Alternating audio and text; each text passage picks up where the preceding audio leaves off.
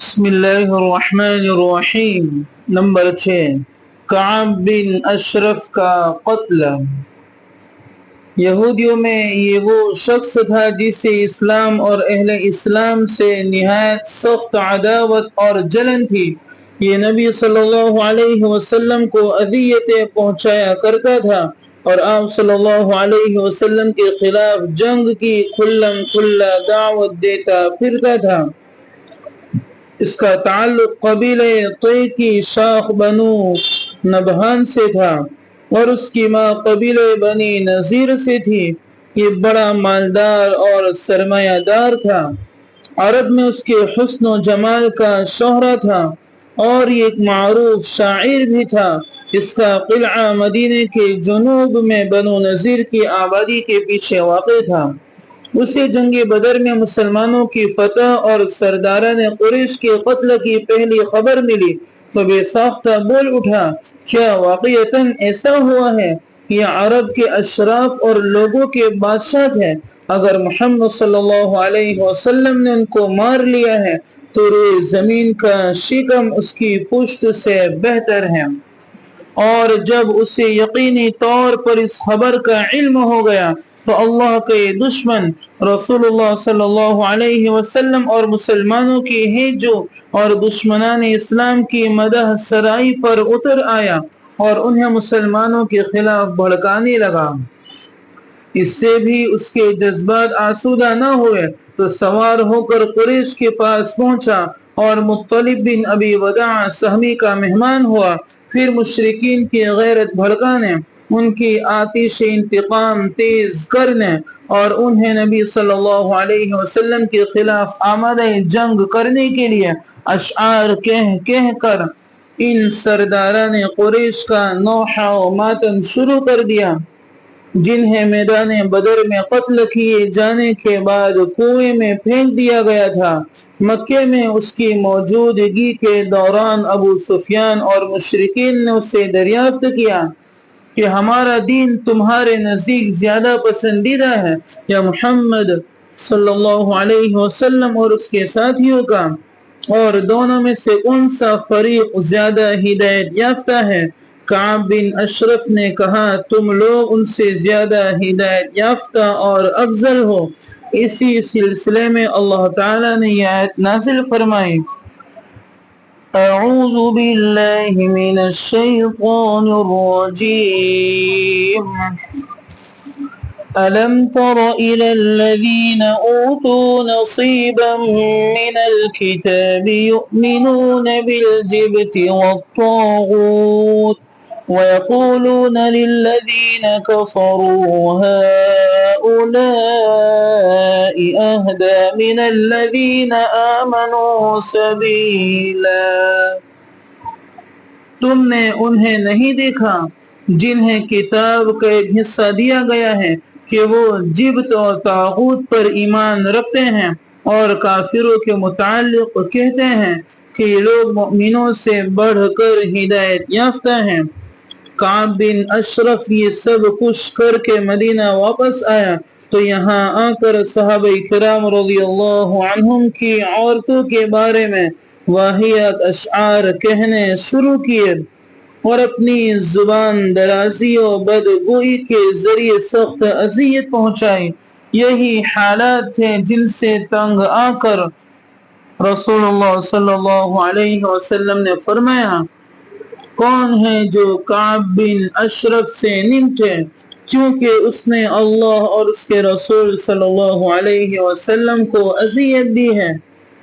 اس کے جواب میں محمد بن مسلمہ رضی اللہ عنہ، عباد بن بشر رضی اللہ عنہ، ابو نائلہ رضی اللہ عنہ جن کا نام سلکان بن سلامہ تھا اور جو کعب کے رضاعی بھائی تھے، حارث بن اوس رضی اللہ عنہ اور ابو عبس رضی اللہ عنہ۔ ابو عبس بن جبر نے اپنی خدمات پیش کی۔ اس مختصر سی کمیٹی کے کمانڈر محمد بن مسلمہ تھے۔ کعب بن اشرف کے قتل کے بارے میں روایت کا حاصل یہ ہے کہ جب رسول اللہ صلی اللہ علیہ وسلم نے یہ فرمایا کہ کعب بن اشرف سے کون نمٹے گا، کیونکہ اس نے اللہ اور اس کے رسول صلی اللہ علیہ وسلم کو اذیت دی ہے۔ تو محمد بن مسلمہ رضی اللہ عنہ نے اٹھ کر عرض کیا، یا رسول اللہ، میں حاضر ہوں، کیا آپ چاہتے ہیں کہ میں اسے قتل کر دوں؟ آپ صلی اللہ علیہ وسلم نے فرمایا ہاں۔ انہوں نے عرض کیا تو آپ مجھے کچھ کہنے کی اجازت عطا فرمائیں۔ آپ صلی اللہ علیہ وسلم نے فرمایا کہہ سکتے ہو۔ اس کے بعد محمد بن مسلمہ رضی اللہ عنہ کعب بن اشرف کے پاس تشریف لے گئے اور بولے، اس شخص نے اشارہ نبی صلی اللہ علیہ وسلم کی طرف تھا، ہم سے صدقہ طلب کیا ہے اور حقیقت یہ ہے کہ اس نے ہمیں مشقت میں ڈال رکھا ہے۔ کعب نے کہا، واللہ ابھی تم لوگ اور بھی اکتا جاؤ گے۔ محمد بن مسلمہ رضی اللہ عنہ نے کہا، اب جب کہ ہم اس کے پیروکار بن ہی چکے ہیں تو مناسب نہیں معلوم ہوتا کہ اس کا ساتھ چھوڑ دیں جب تک یہ نہ دیکھ لیں تو اس کا انجام کیا ہوتا ہے۔ اچھا، ہم چاہتے ہیں کہ آپ ہمیں ایک وسق یا 2 وسق غلہ دے دیں۔ کعب نے کہا، میرے پاس کچھ رہن رکھو۔ محمد بن مسلمہ رضی اللہ عنہ نے کہا، آپ کون سی چیز پسند کریں گے؟ کعب نے کہا، اپنی عورتوں کو میرے پاس رہن رکھ دو۔ محمد بن مسلمہ نے کہا، بھلا ہم اپنی عورتیں آپ کے پاس کیسے رہن رکھ دیں گے جبکہ آپ عرب کے سب سے خوبصورت انسان ہیں؟ اس نے کہا، تو پھر اپنے بیٹوں ہی کو رہن رکھ دو۔ محمد بن مسلمہ رضی اللہ عنہ نے کہا، ہم اپنے بیٹوں کو کیسے رہن رکھ دیں؟ اگر ایسا ہو گیا تو انہیں گالی دی جائے گی کہ 1 وسق یا 2 وسق کے بدلے رہن رکھا گیا تھا۔ یہ ہمارے لیے عار کی بات ہے۔ البتہ ہم آپ کے پاس ہتھیار رہن رکھ سکتے ہیں۔ اس کے بعد دونوں میں یہ طے ہو گیا کہ محمد بن مسلمہ ہتھیار لے کر اس کے پاس آئیں گے۔ ادھر ابو نائلہ نے بھی اسی طرح کا اقدام کیا، یعنی کعب بن اشرف کے پاس آئے، کچھ دیر ادھر ادھر کے اشعار سنتے سناتے رہے، پھر بولے، بھائی ابن اشرف، میں ایک ضرورت سے آیا ہوں، اسے ذکر کرنا چاہتا ہوں، لیکن اسے آپ ذرا صیغہ راز ہی میں رکھیں گے۔ کعب نے کہا، ٹھیک ہے، میں ایسا ہی کروں گا۔ ابو نائلہ نے کہا، بھائی اس شخص، اشارہ نبی صلی اللہ علیہ وسلم کی طرف تھا، کی آمد تو ہمارے لیے آزمائش بن گئی ہے، سارا عرب ہمارا دشمن ہو گیا ہے، سب نے ہمارے خلاف اتحاد کر لیا ہے، ہماری راہیں بند ہو گئی ہیں، اہل و عیال برباد ہو رہے ہیں، جانوں پر بن آئی ہے، ہم اور ہمارے بال بچے مشقتوں سے چور چور ہیں۔ اس کے بعد انہوں نے بھی کچھ اسی ڈھنگ کی گفتگو کی جیسی محمد بن مسلمہ نے کی تھی۔ دوران گفتگو ابو نائلہ نے یہ بھی کہا کہ میرے کچھ رفقا ہیں جن کے خیالات بھی بالکل میرے ہی جیسے ہیں، میں انہیں بھی آپ کے پاس لانا چاہتا ہوں، آپ ان کے ہاتھ بھی کچھ بیچیں اور ان پر احسان کریں۔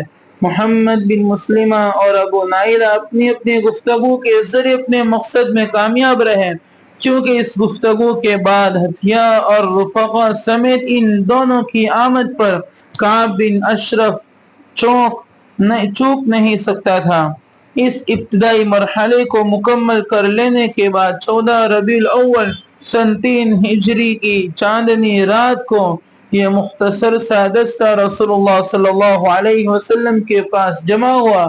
آپ صلی اللہ علیہ وسلم نے بقیع غرقد تک ان کی مشایعت فرمائی، پھر فرمایا، اللہ کا نام لے کر جاؤ، اللہ تمہاری مدد فرمائے۔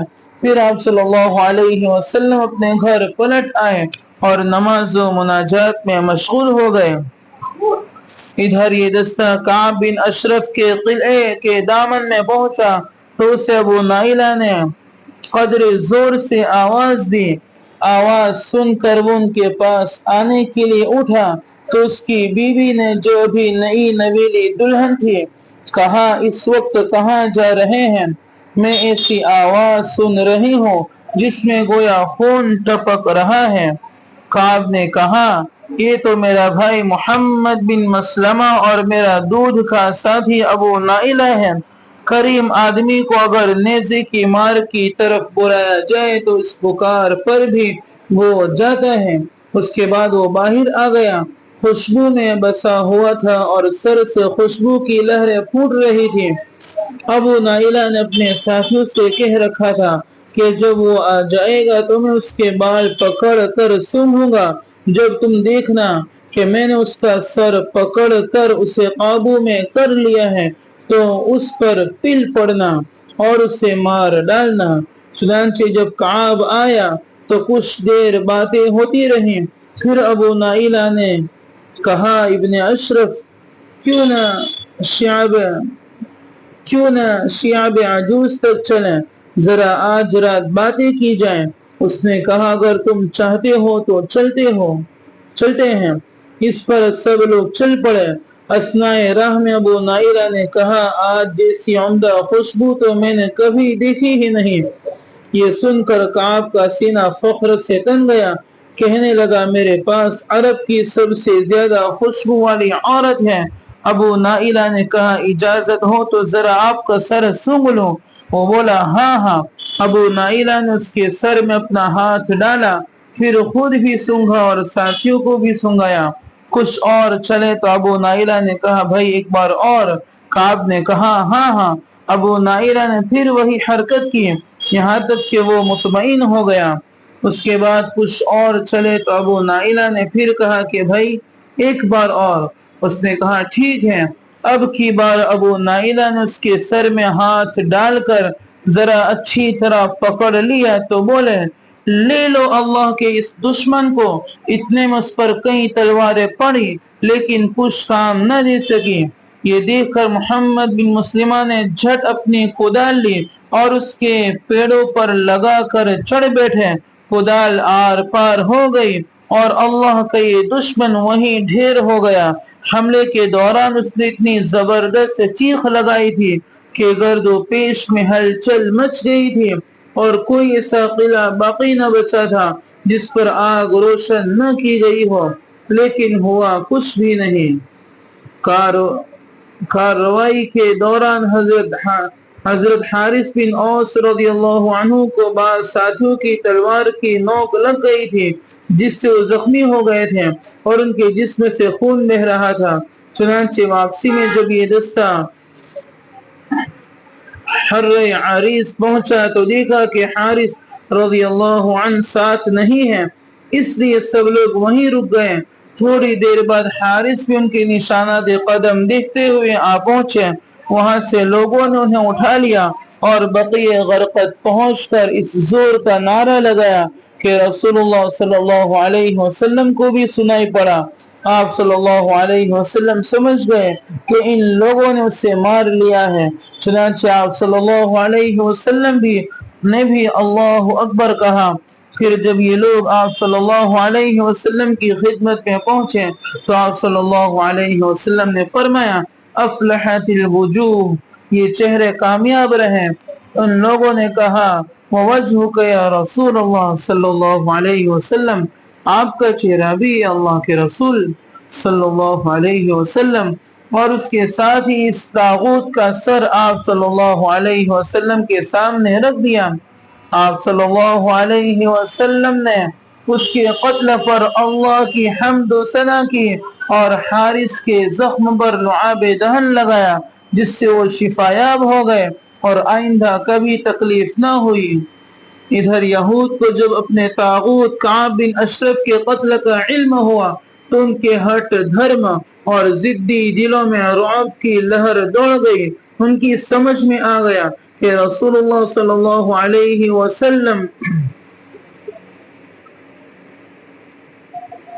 جب یہ محسوس کر لیں گے کہ امن و امان کے ساتھ کھیلنے والوں، ہنگامے اور اضطرابات برپا کرنے والوں اور عہد و پیمان کا احترام نہ کرنے والوں پر نصیحت کارگر نہیں ہو رہی ہے تو آپ صلی اللہ علیہ وسلم طاقت کے استعمال سے بھی گریز نہ کریں گے۔ اس لیے انہوں نے اپنی اس طاغوت کے قتل پر چوں نہ کیا بلکہ ایک دم سادھے پڑے رہے، ایفائے عہد کا مظاہرہ کیا اور ہمت ہار بیٹھے، یعنی صاحب تیزی کے ساتھ اپنی دلوں میں جا گھسے۔ اس طرح ایک مدت کے لیے رسول اللہ صلی اللہ علیہ وسلم نے بیرون مدینہ سے پیش آنے والے متوقع خطرات کا سامنا کرنے کے لیے فارغ ہو گئے، اور مسلمان ان بہت سی اندرونی مشکلات کے بارے گرہ سے سبکدوش ہو گئے جن کا اندیشہ انہیں محسوس ہو رہا تھا اور جن کی بو وقتاً فوقتاً وہ سونگھتے رہتے تھے۔